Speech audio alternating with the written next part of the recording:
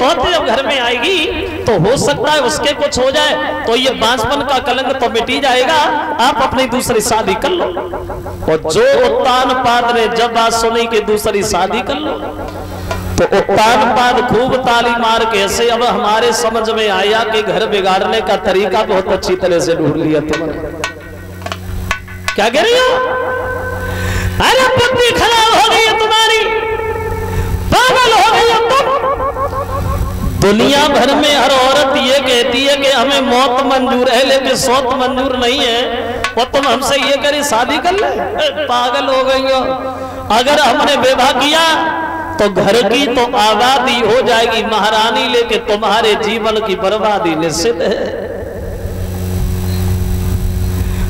लोग कहते कि मौत गलत है, लेकिन मानता मौत गलत है, मगर ये मौत सौत से ज्यादा गलत नहीं है।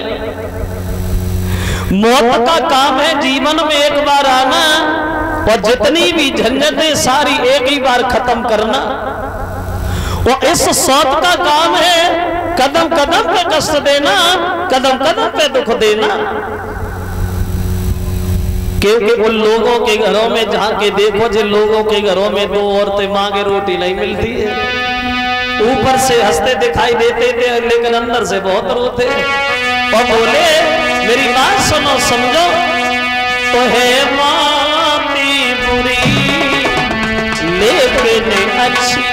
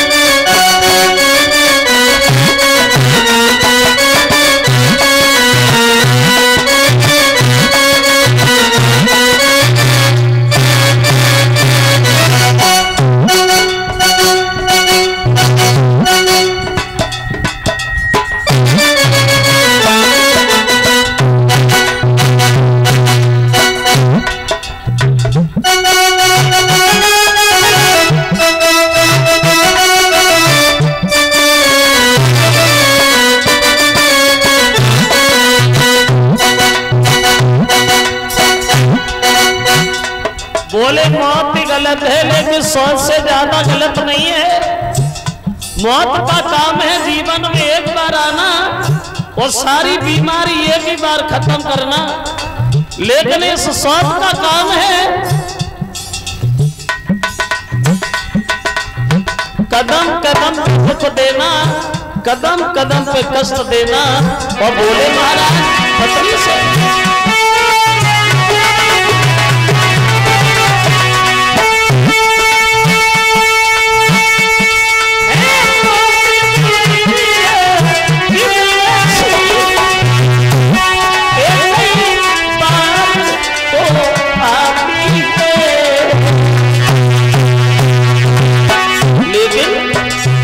परसौती मोती से बहुत दूरी, परसौती मोती से बहुत दूरी, और छाती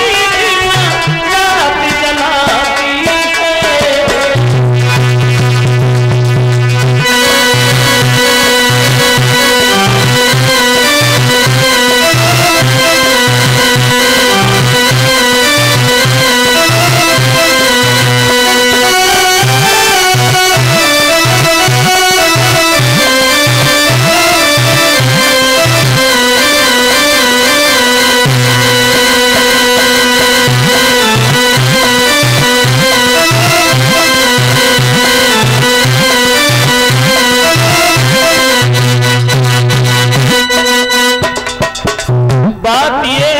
पत्नी को समझा रहे महारानी सुनो, अगर हमने विवाह कर लिया तो घर में आबादी तो होगी, लेकिन तुम्हारे जीवन में बर्बादी के अलावा कुछ नहीं मिलेगा। और अपनी पत्नी को समझाने लगे महारानी मेरी बात सुनो, तो समझो